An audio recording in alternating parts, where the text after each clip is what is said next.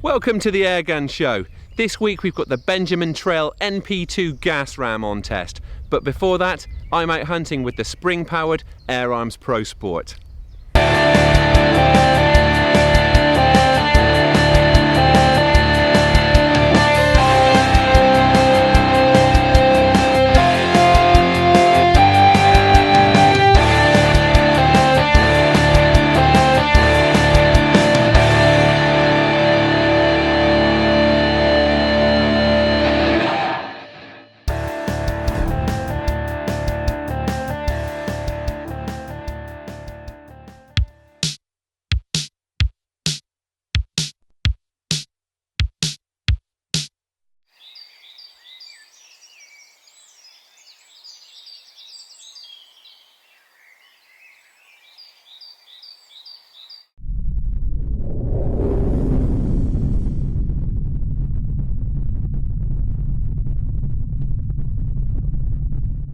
We're at Pyke Farm on the Somerset and Wiltshire border today. You can actually book airgunning holidays and come and stay here, and apart from being a really tranquil place to stay, it's also got an on-site gun shop and shooting range.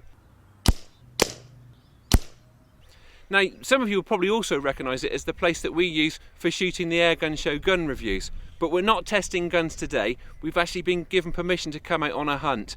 Now, the woods here are managed as a pheasant shoot, so there's a wide variety of pest species here, although today we're going to be setting our sights on grey squirrels and corvids.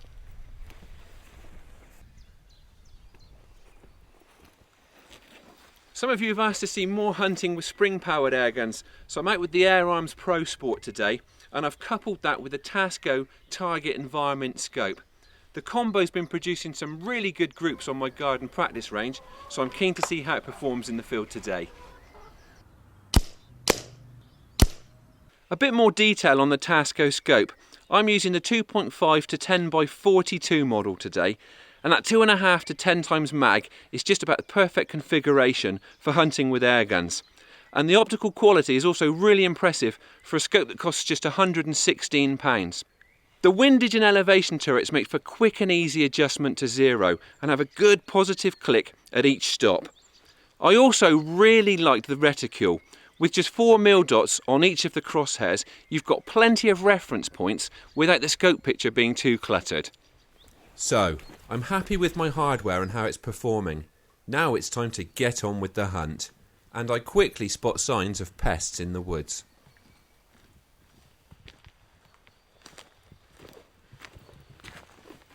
There's a ditch here that runs down past a pheasant release pen, and the banks are absolutely riddled with rat holes. Generally stands to reason that where there's water there's rats, and I should think if you came back here after dark with night vision or a lamp, you'd certainly get some shots, particularly during the winter months. But today we're going to be targeting a grain feeder that the owner, Ro Norman's, pointed out to us, so I'm going to head on up towards the woods.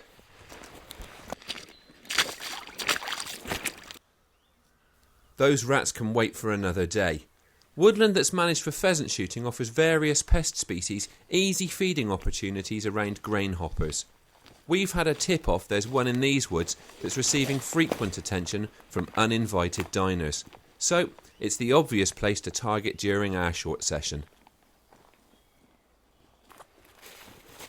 Well, this is the feeder that we're going to be targeting. It's been set up off the ground to keep the badgers away, but apparently the squirrels have still been having a feed, so I'm just going to give it a handful of peanuts, a bit of added appeal, and then set up in the hide that I put up while I was waiting for Nicky the cameraman to arrive.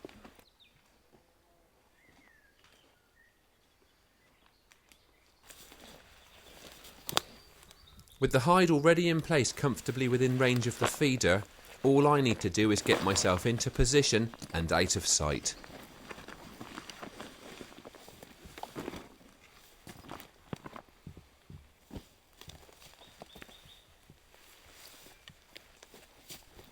It's not a large hide, but it's big enough for me to wait in relative comfort, and enables me to shoot from a stable sitting position when my quarry presents itself.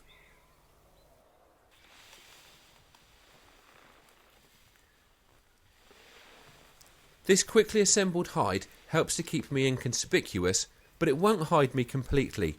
So I put my head net on to keep my face hidden, and then put my hat back on in the hope that the shade from the peak will add to my concealment.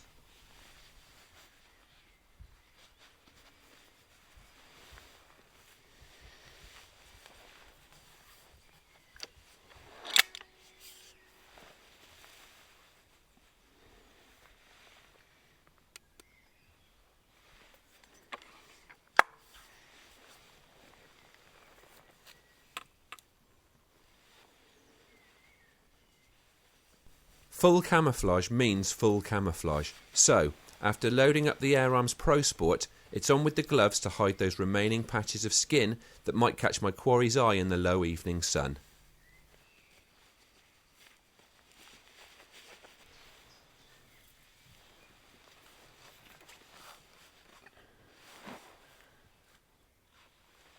This isn't the perfect hide site because it's got quite a scant backdrop, and I've got the evening sun behind me, which is going to skyline me. However, it's about the only place that we could get a clear view of the feeder, and it gives us a good safe backdrop in the form of a very steep bank. My Tasco scope is parallax adjustable down to just 2.5 metres. While it's unlikely that I'll ever need to focus it that close, it makes for a very sharp sight picture when ratting at close range. This evening I've got it set at just over 20 metres to keep me sharp on that feeder. This wood's absolutely teeming with wild birds, and they're really munching their way through those peanuts I put out. We just had a blackcap and a nuthatch flight in, which is really lovely to see.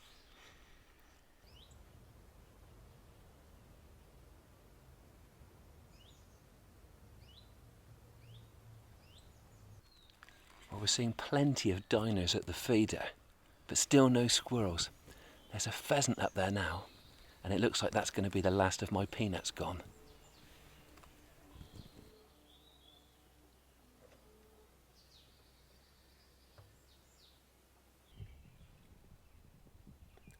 Okay, Nicky, there's a squirrel coming in, down the oak tree right next to the feeder.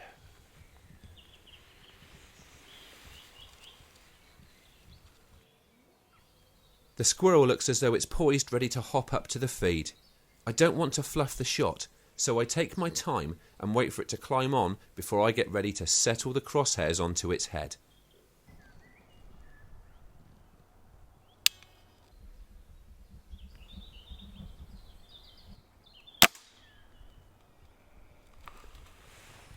That's got us off the mark. It's quite a tricky shot. It's only about 20 metres. But what I'd normally do with the PCP is lean the cylinder of the gun into the net of the hide so that it's cradled and taking the weight of the gun and give me a bit more support. Using a recoiling gun, I'm not quite sure how that would affect the zero, so I had to take the weight of the gun, hold steady myself. Very satisfying kill.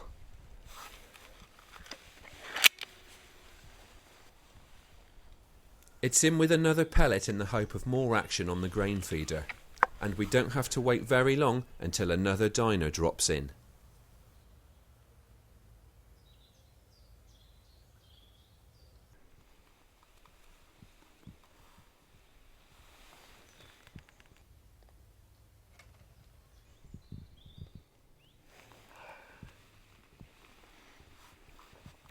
We had a jay in them, but it spooked. This hide really isn't substantial enough for targeting jays, and I reckon it probably spotted me moving against the sky. I sit tight, and the greedy jay is soon back for another go at the grain.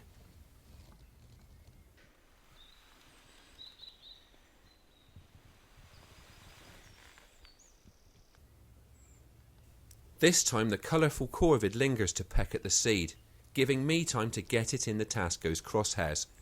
I just need it to sit up and show its head.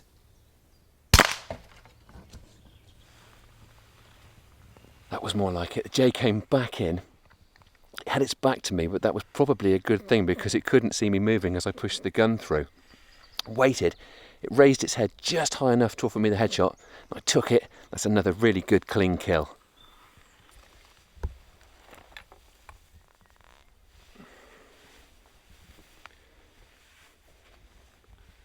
Right, well, we need to get away, so that's going to have to be all for this evening, I'm afraid, apart from packing up the hide and picking up what we've shot.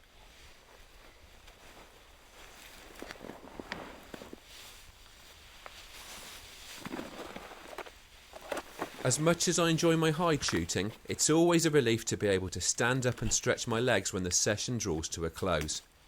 Park Farm has been kind to us during our short session, treating us to some great wildlife sightings and a bag that includes fur and feather.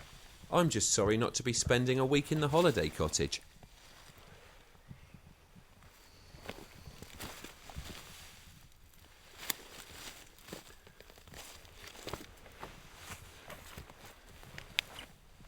Well, that's not a bad shot with the Springer. That jay didn't show me much of its head, but I managed to land that pellet right in the middle of its brain box and it really wouldn't have known what hit it. Now, jays really are very handsome birds, but unfortunately they do share the magpie's taste for other birds' eggs and young, so they really do rate very high on the gamekeeper's pest list. They're also very crafty birds, don't tend to fall for the larson trap, so Ro's going to be very pleased that we've managed to account for this one and the squirrel.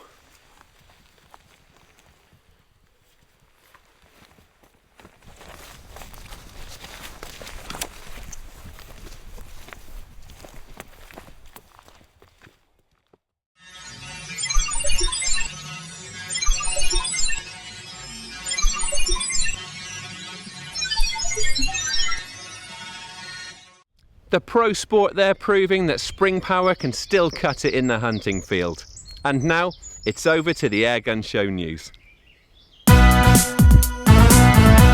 This is the Airgun Show news. Brought to you by the Airgun Centre.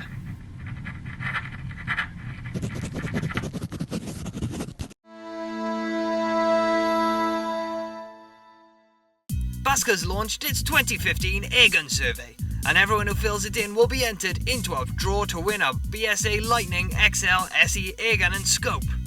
The organisation is carrying out the survey to ensure that its membership package and wide range of services meet the needs of modern airgun shooters. Simply log on at the address on screen by the end of August and answer a few simple questions on the sort of airgun shooting you do and what you think Basque should be doing. All submissions are made in confidence and it shouldn't take more than 5 minutes of your time. For more information, get in touch with Basque.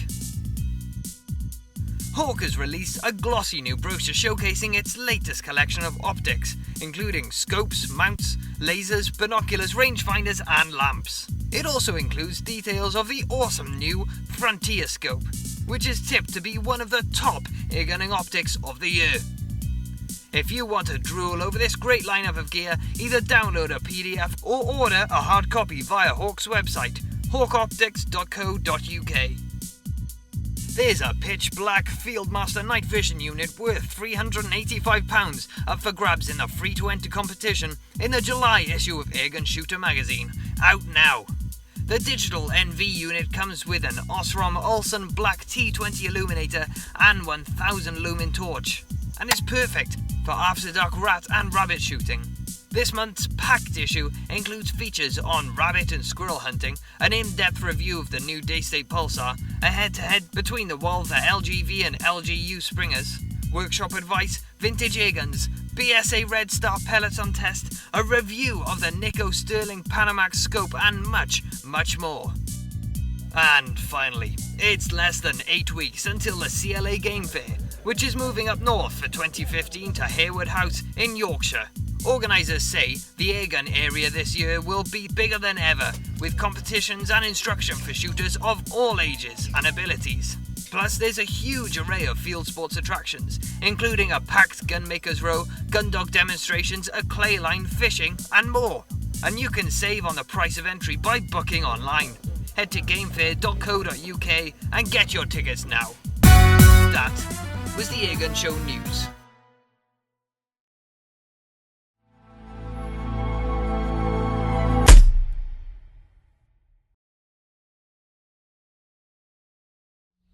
Something a little bit different this week, we've got a gas ram airgun on the test bench. It's the Benjamin Trail NP2, distributed in the UK by ASI. It costs £380 and that includes a Crosman CentrePoint 3-9x40 scope.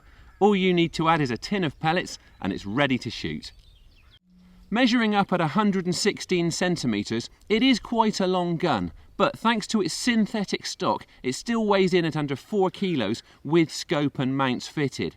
That handle also helps to keep it well balanced, and this gun feels very good on aim.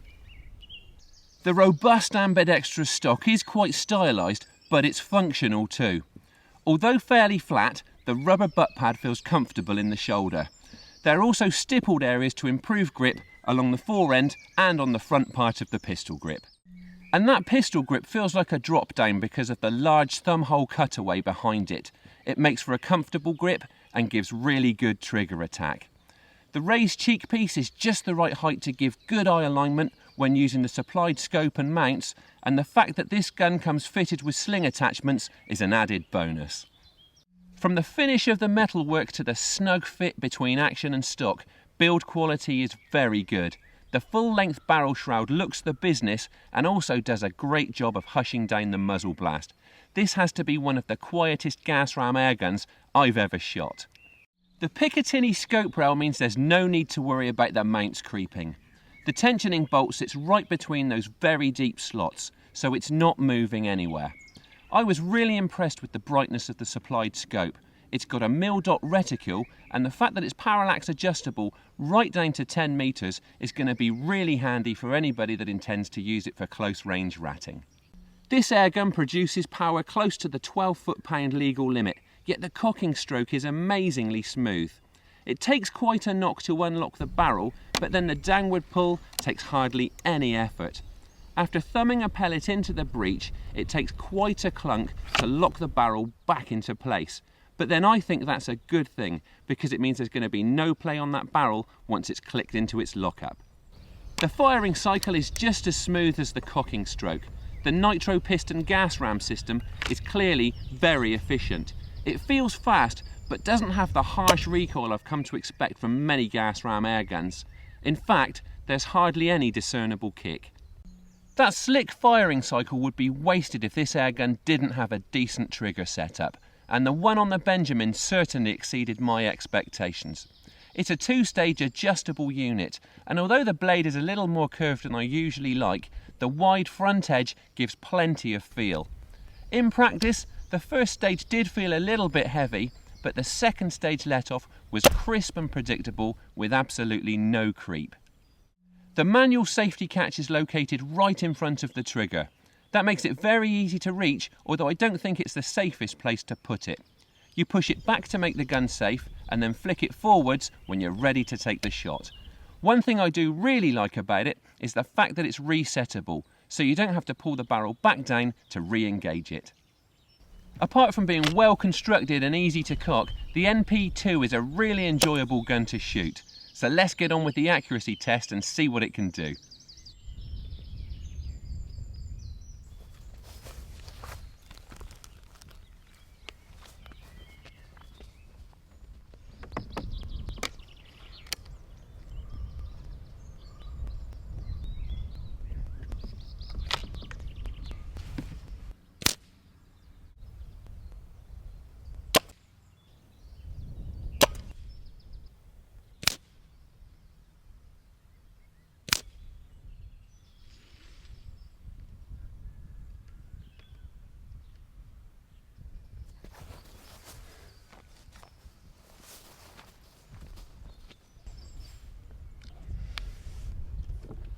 That wasn't bad for a break barrel. Apart from the third shot, which I snatched away to the right, the 22 caliber test gun has knocked out a 5-shot group of about ½ an inch at 20 metres. That's the sort of accuracy I'd be looking for close range farmyard or backyard pest control. It's also a brilliant plinking gun. I've put a couple of 100 shots through this gun now, and it's worth pointing out that it's still dieseling a little bit, so given more time to iron that out, get accustomed to the gun and experiment with different pellets, I reckon I could squeeze even more accuracy out of it. At comfortably under £400, the Benjamin Trail NP2 offers impressive value for money, especially when you consider that it comes with a decent scope and a set of mounts. You don't need charging gear, and that Nitro Piston action should give years of fuss-free use. It's a smooth and exceptionally quiet break barrel gas ram that I reckon will find favour with airgunners looking for a reliable rifle that will withstand the rigours of proper use.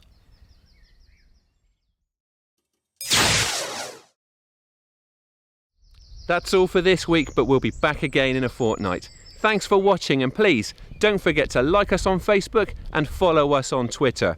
And if you aren't already a member of the BASC, it's time you joined the organisation that works to promote and protect your sport.